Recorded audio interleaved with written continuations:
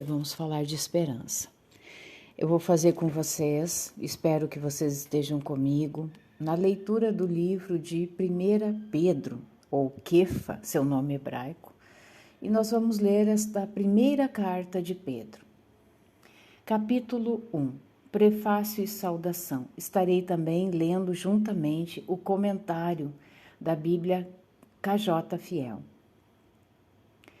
Pedro, um apóstolo de Jesus Cristo, Yahushua HaMashiach, aos estrangeiros dispersos por todo o Ponto, Galácia, Capadócia, Ásia e Bitínia.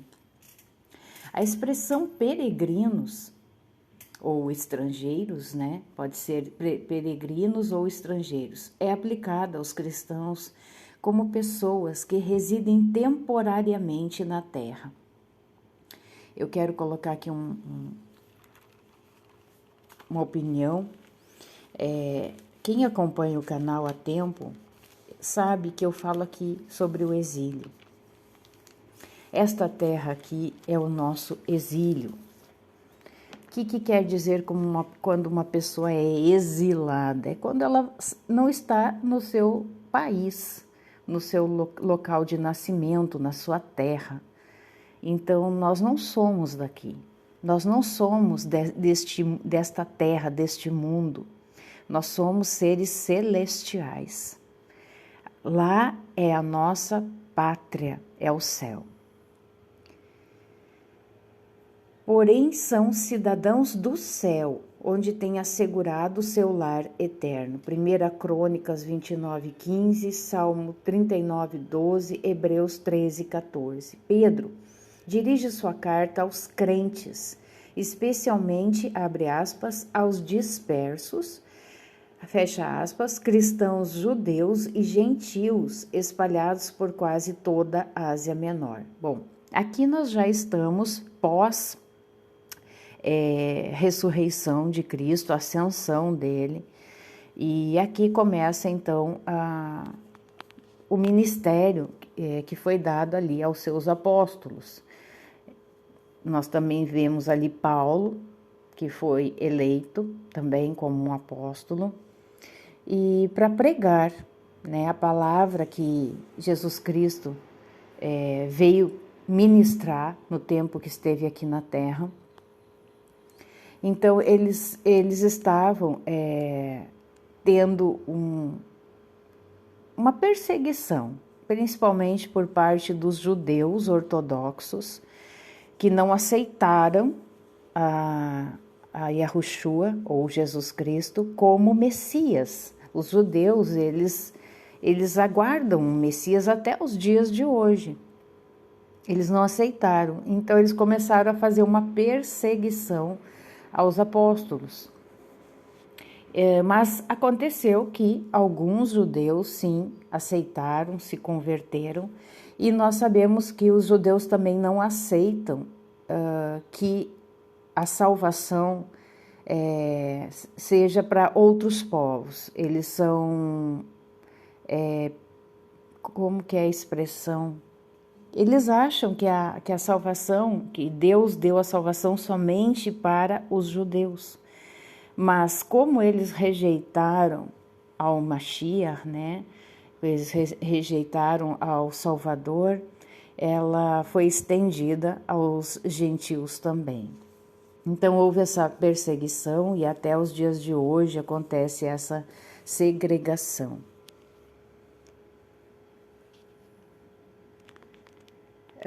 Verso 2, eleitos segundo a presciência de Deus, o Pai, através da santificação do Espírito para a obediência e aspersão do sangue de Jesus Cristo, graça e paz vos sejam multiplicadas. Pedro demonstra como as três pessoas da Trindade participam do plano da salvação da humanidade. Romanos 8:29. Aqui o autor fala de trindade. O canal Em Tempos de Angústia acredita numa família celestial. Não essa trindade que o catolicismo trouxe. O catolicismo ele trouxe uma trindade No caso, seriam como se fossem três deuses de forma independente, e também três figuras masculinas, o Pai, o Filho e o Espírito Santo. A palavra nos dá vários insights de que existe uma família celestial, porque a própria oração do Pai Nosso, ela diz que o nosso padrão da terra, primeiramente, é um espelho do que é no céu. Então, se aqui existe um padrão de família, homem, mulher e filhos, primeiramente no céu, pai, mãe e filhos. Então, para quem acompanha o canal sabe que eu explico sobre quem é Ruach HaKodesh. Se você tiver interesse em saber, existe uma playlist no canal que fala sobre isso. O Espírito Santo é a pessoa que nos chama das trevas em que jaz toda a terra para a maravilhosa luz e vida eterna em Cristo, segundo a vontade, eleição e escolha de Deus. 1 Coríntios 7,14, 2 Tessalonicenses 2,13. O próprio Mashiach, ele diz, eu vou para o Pai, mas eu não vos deixarei órfãos. Eu já expliquei isso num estudo que eu fiz sobre o livro de Eclesiástico. No caso, o órfão, ele é ou de pai ou de mãe. Então, ele envia a mãe, a Ruach HaKodesh, para estar conosco, que é a consoladora, certo?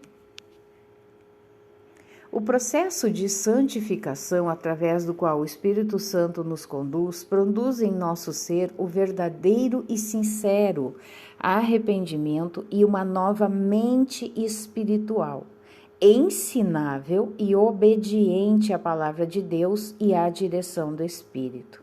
Então, essa nova mente, essa mudança de mente que se chama, no grego, metanoia. O sangue de Cristo é a purificação e o selo da nova aliança de Deus com seu povo. Aí tem as passagens bíblicas que vocês podem estar acessando. Ação de graças pela esperança da salvação. Versículo 3. Bendito seja o Deus e Pai de nosso Senhor Jesus Cristo, que conforme a sua abundante misericórdia, nos gerou novamente para uma esperança viva, pela ressurreição de Jesus Cristo dentre os mortos. A esperança para o cristão sincero não é apenas um desejo ilusório ou expectativa idealista, mas há, abre aspas, absoluta convicção, fecha aspas, ou fé, quanto à ação de Deus em sua vida pessoal e na história.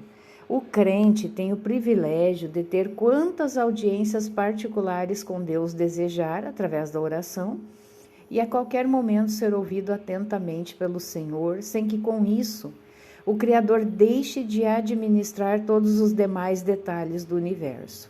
Para os cristãos, o sofrimento é uma prova a essa fé inabalável gravada em seus corações pelo Espírito de Cristo.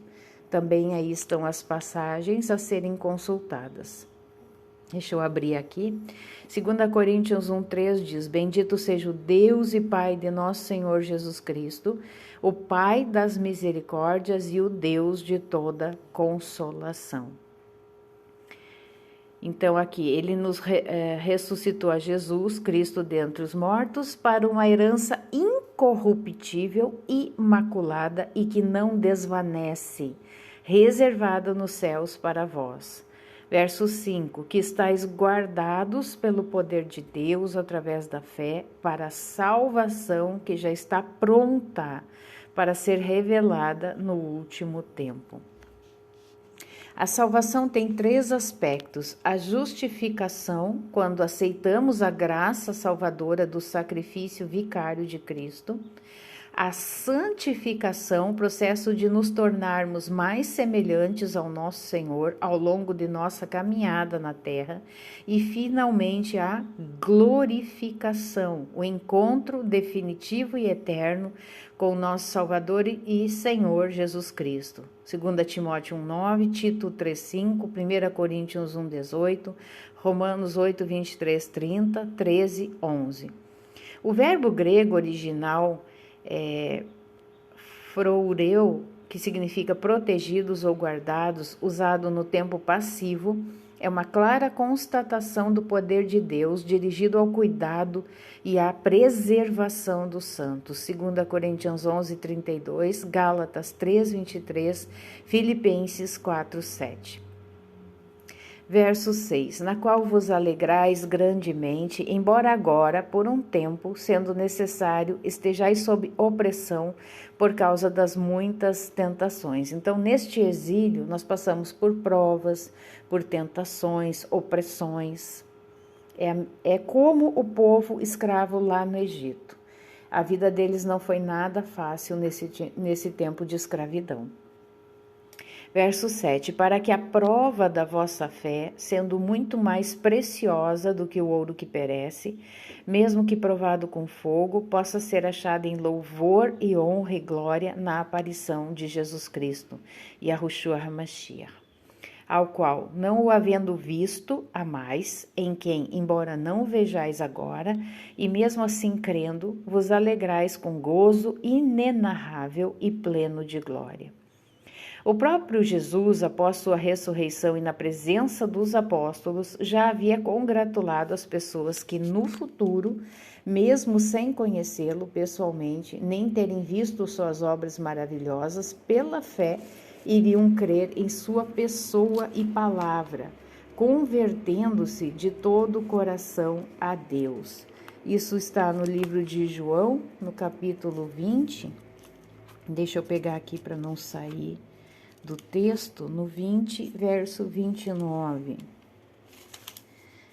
Vai dizer assim, Yahushua lhe disse, você confiou porque me viu? Quão abençoados os que não viram, mas confiaram mesmo assim. Já estava aqui, né? Esse é João 20, é o Tomé, né? Tomé que tinha uma incredulidade, disse, né? Tomé, porque me viste, tu creste. Abençoados são os que não viram e creram. Aleluia. Nós somos esse povo, né? Dos últimos tempos, onde a nossa fé, a nossa emuná, que quer dizer confiança, é infinitamente maior, porque a gente não presenciou o mar abrindo, maná caindo do céu, codornizes caindo do céu. Obviamente que existem milagres, não somos cessacionistas. Eu creio, né, que principalmente agora, nesses últimos tempos, muitos milagres, como o próprio Yahushua disse, vocês farão coisas ainda maiores. Então, isso já está acontecendo e vai potencializar à medida que vai chegando o final dos dias. Verso 9. Recebendo o fim de vossa fé, a salvação das vossas almas. Pedro usa o termo grego original, transliterado por psichon ou psichon, que muitas versões traduzem apenas como alma, mas cujo sentido amplo pode ser melhor compreendido pela expressão pessoa, ou seja, todo o nosso ser. Pedro não está excluindo o corpo físico renovado do céu. Esse termo aparece 6 vezes nesta carta. Ele dá aí as passagens então.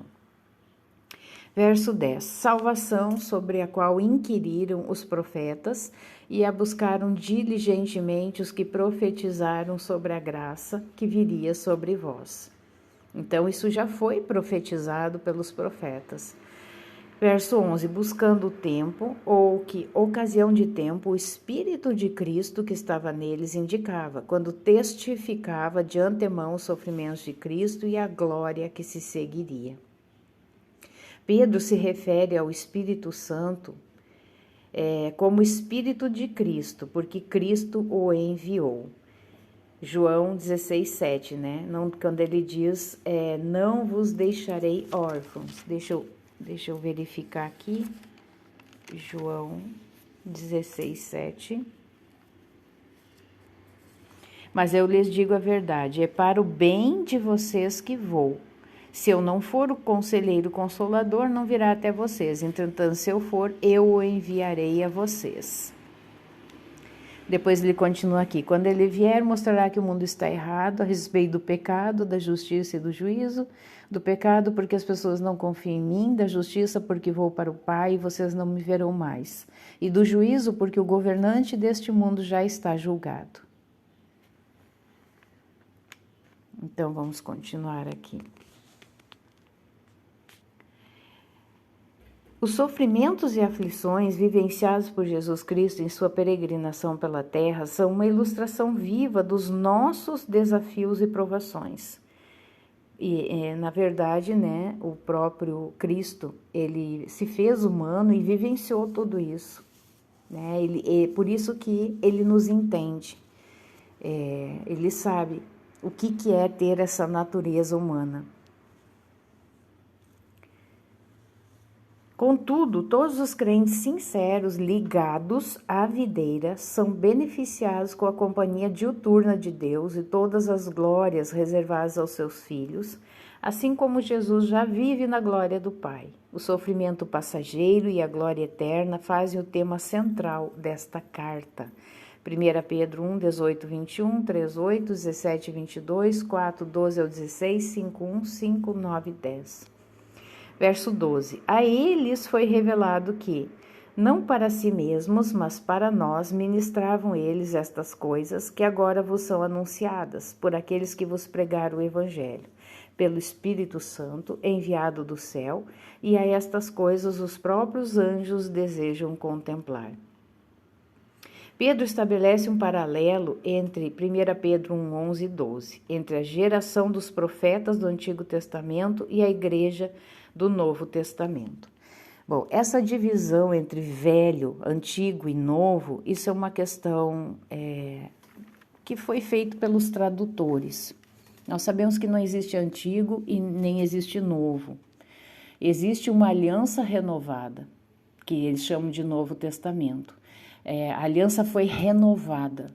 A aliança que foi feita, né, no Tanar, que é conhecido como Antigo Testamento, essa aliança através de Yahushua HaMashiach, ela foi renovada. Então, continuando aqui. O espírito e a mensagem são os mesmos. No Antigo Testamento, como promessa, entre aspas, e no Novo Testamento como cumprimento.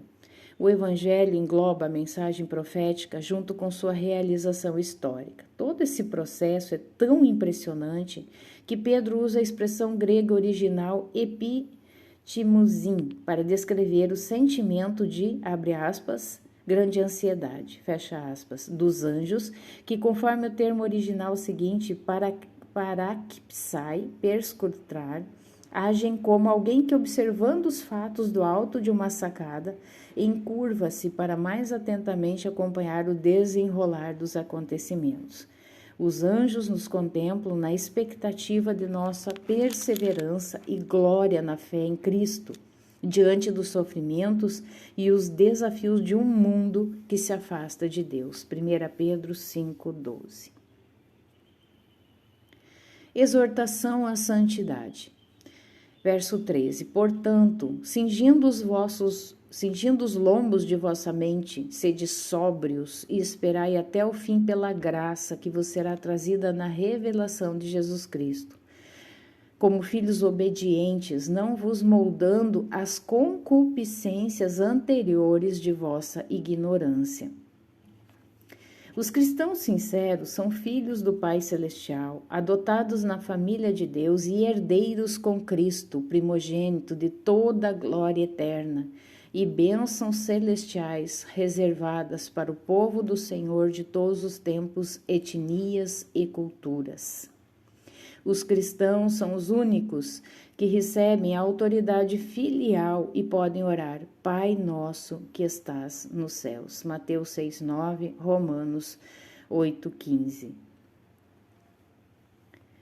Verso 15: Mas como é santo aquele que vos chamou, sede vós também santos em toda a vossa maneira de viver. Porquanto está escrito: sede santos, porque eu sou santo. Deus é santo, quer dizer absolutamente separado, né? A palavra santo, ela é no hebraico kadosh. Kadosh quer dizer realmente separado. Então é separado de qualquer aparência do mal. Essa característica do divino, de profunda aversão à perversidade, deve inspirar seus filhos a persistirem em seu processo diário de santificação, afastando-se da impureza e do pecado. Então, realmente, o chamado é para santificação. Então, primeiramente, a pessoa, ela faz o processo de arrependimento, como João Batista lá no deserto, ele pregava sobre o arrependimento. Então, as pessoas têm que se arrepender, têm que renunciar àquela vida de pecados que vivia. Ela tem que ter realmente um novo nascimento. Ela tem que deixar para trás toda essa vida de pecado, de concupiscências, de toda a aparência de mal, de imoralidades. E realmente andar separado disso. E isso quer dizer, então, o processo de santificação. Verso 17: E se invocais como Pai aquele que sem acepção de pessoas julga segundo a obra de cada homem, andai durante o tempo da vossa peregrinação aqui em temor. Eu gosto muito desse versículo. Eu acho um ponto-chave de entendimento. Aqui ele é claro em dizer que nós estamos aqui num exílio. Então, ele diz aqui que se nós invocamos como Pai aquele que sem acepção de pessoas julga segundo a obra de cada homem, andai durante o tempo da vossa peregrinação aqui em temor, em reverência a Deus, em obediência. Então, a expressão grega aqui traduzida por temor reverente tem de fato esse sentido de um respeito absoluto a um Pai que é grandioso em amor e poder, e ao mesmo tempo severo e intransigente quanto ao que é saudável, bom e correto. Provérbios 1:7, 8:13, 16:6.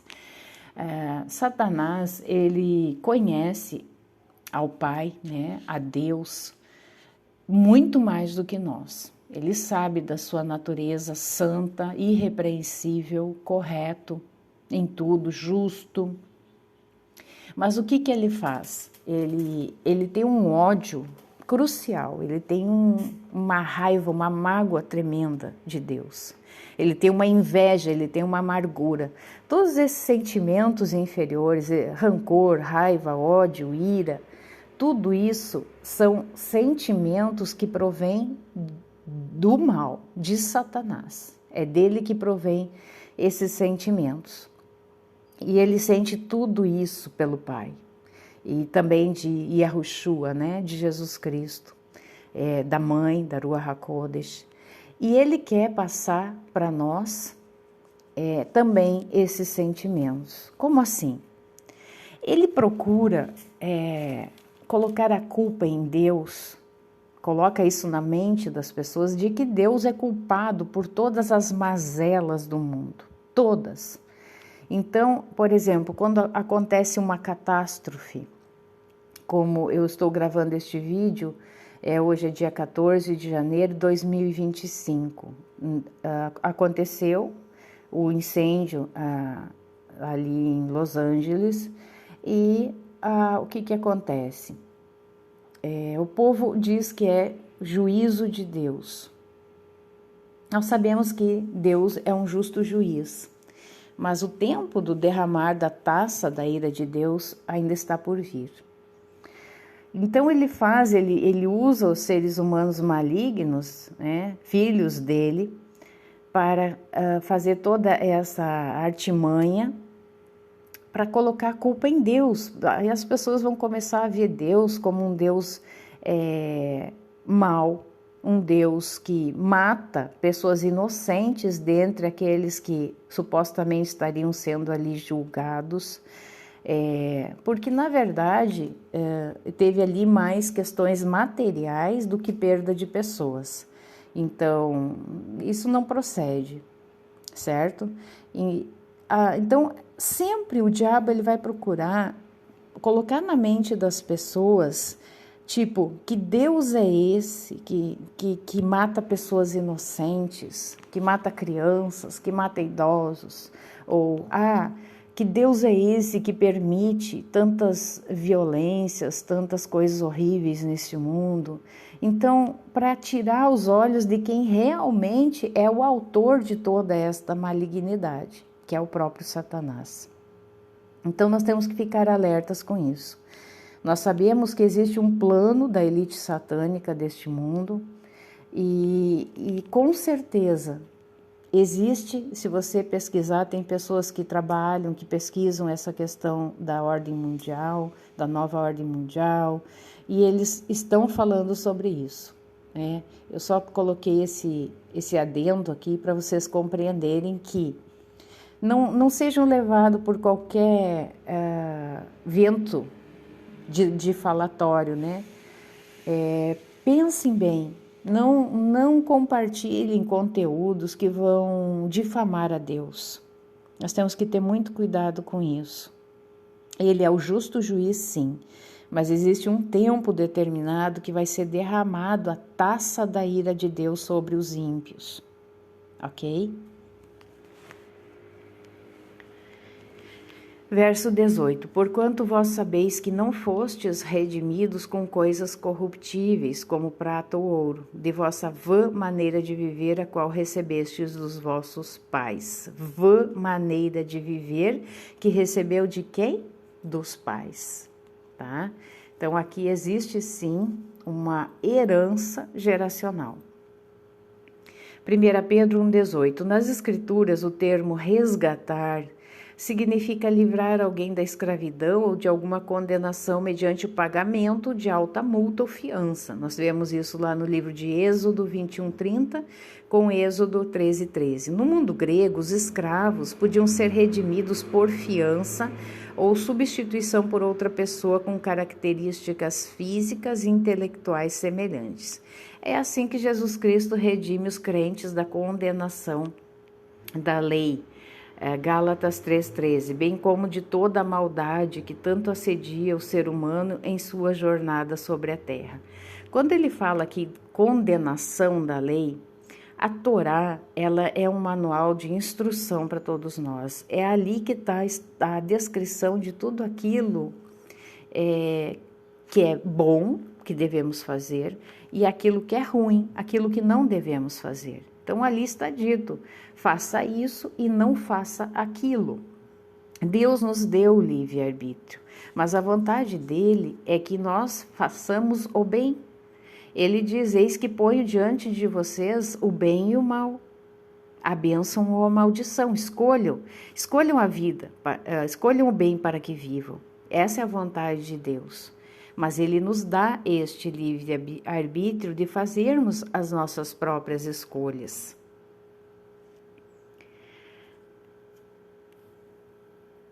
Então, no mundo grego, os escravos podiam ser redimidos por fiança ou substituição por outra pessoa com características físicas e intelectuais semelhantes. E é assim que Jesus Cristo redime os crentes da condenação da lei. Então, é essa condenação que ele está falando, por exemplo, quando há transgressão, desobediência a essas questões que estão descritas na Torá. Bem como de toda a maldade que tanto assedia o ser humano em sua jornada sobre a terra. Tito 2,14. Não há moeda ou bens suficientes para o pagamento deste resgate.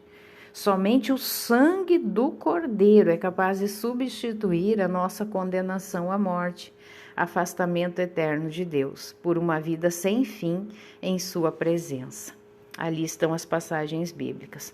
Então, a nossa dívida para com Deus era uma dívida impagável. Então, a única moeda de troca, a única forma de pagamento era através de sangue. E sangue do Cordeiro de Deus, sem máculas, sem pecado, que pagou essa dívida por nós. E aqui ele continua: mas com o precioso sangue de Cristo, como de um cordeiro sem defeito e sem mancha. Os sacrifícios de sangue oferecidos a Deus no Antigo Testamento, né? Ele continua falando em Antigo aqui, né? Nós chamamos de Tanar, que constitui, né, a Torá, os profetas, os livros poéticos, né? Tem ali os profetas maiores, menores, isso se chama o Tanar. Então, oferecidos a Deus no Tanar, constituem-se em prefigurações do sacrifício vicário de Jesus Cristo, Yahushua, o derradeiro e eficaz, única ação legal e libertadora capaz de satisfazer completamente a lei instituída pelo próprio Deus. Então, quando ele fala que a maldição, no caso, redime os crentes da condenação da lei, sem o sangue de Cristo não há como. Então, a lei por si só, somente a você observar ali uma questão, você teria que estar sacrificando animais até os dias de hoje, mas mesmo o sangue de animais não faz essa expiação. Por isso que ele fala aqui, que somente o precioso sangue de Cristo, como de um cordeiro sem defeito e sem mancha. Na verdade, lá era somente algo que prefigurava a Cristo. Então, portanto, Cristo é o Cordeiro Pascal dos crentes, 1 Coríntios 5,7. Ele é o único que tira o pecado do mundo, João 1,29, o qual é sem qualquer mancha ou imperfeição, Hebreus 9,14. Em outras religiões, né, por exemplo, não há ninguém que tenha dado o seu próprio sangue, se sacrificado por seus seguidores, vamos dizer, nesse sentido.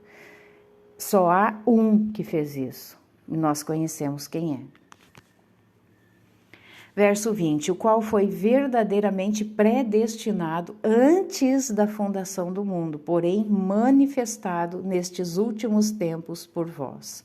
Então, quando Yahushua, ele se dá em sacrifício ali, já é considerado a partir dali os últimos tempos. Por isso que nós já estamos nos últimos dos últimos tempos.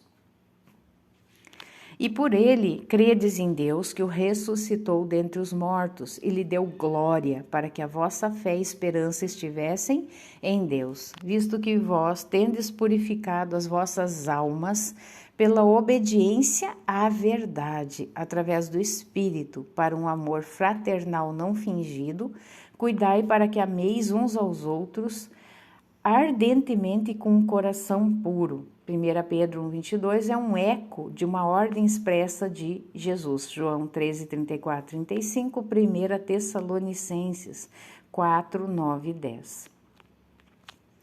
Verso 23, tendo nascido novamente, não de semente corruptível, mas da incorruptível pela palavra de Deus, que vive e permanece para sempre.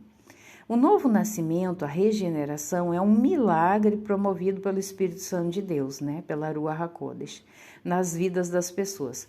Então, nós somos gerados de mulheres. Todo bebê é gerado de mulher. Ok? Hoje em dia estão fazendo aí toda uma perversidade aí, dizendo que bebês são gerados de homens. O que acontece que no caso é uma mulher, continua tendo útero, ovários, né? Mas ela se transfigura em homem, mas continua por dentro sendo uma mulher. E por isso nós somos gerados de novo esse novo nascimento do útero da Ruach HaKodesh, do Espírito Santo. Então, o novo nascimento, a regeneração, é um milagre promovido pelo Espírito Santo de Deus na vida das pessoas que recebem com gratidão e sinceridade esse dom de Deus. A palavra de Deus é o anúncio do Evangelho, a própria pessoa do Cristo, e conclama o pecador ao arrependimento e à salvação. 1 Pedro 1,25, Tiago 1,18. Então, não existe salvação sem arrependimento, sem renúncia, sem novo nascimento. Neste contexto, abre aspas, a semente é a eterna palavra de Deus que, uma vez pregada, jamais volta vazia. Isaías 55:11, que é incorruptível, ou seja, não passa nem se desvanece pela ação do tempo ou qualquer intempérie. É incorruptível, viva, eficaz e perene. Tiago 1,18, de sua própria vontade, gerou-nos pela palavra da verdade para que fôssemos como primícias das suas criaturas. Verso 24, porque toda a carne é como a erva, e toda a glória do homem como a flor da erva. A erva seca e a sua flor cai. Pedro usa a palavra grega original doxa, ou seja, glória, para revelar poeticamente o estado frágil, temporário e passageiro de tudo aquilo que uma pessoa possa ostentar e se orgulhar. Isaías 40, 6, 8. Entretanto, aqueles que confiam na palavra do Senhor conhecem seus limites e a graça de Deus que os sustenta todos os dias, como os lírios do campo. Mateus 6, 28, 29. Os crentes são como as mais belas e perfumadas flores. Quanto mais esmagados pelo mundo e provados, mais exala o bom perfume de Cristo. 2 Coríntios 2,15. Aleluia. A palavra que deu origem a tudo, que é a própria pessoa do Cristo, João 1:3, também jamais se desvanecerá ou ofuscará sua glória excelsa. Mateus 24:35. Mas a palavra do Senhor permanece para sempre, e esta é a palavra que pelo Evangelho vos é pregada. Isaías 40, 6, 8. A voz disse, clama, e ele disse, o que eu devo clamar? Toda a carne é erva, toda a sua formosura é como a flor do campo, a erva seca, a flor murcha, pois o Espírito do Senhor sopra sobre ela, certamente o povo é erva. A erva seca, a flor murcha, mas a palavra do nosso Deus permanecerá para sempre. Amém, aleluia. Vou encerrar este vídeo e nós continuaremos o estudo num próximo vídeo. Shalom.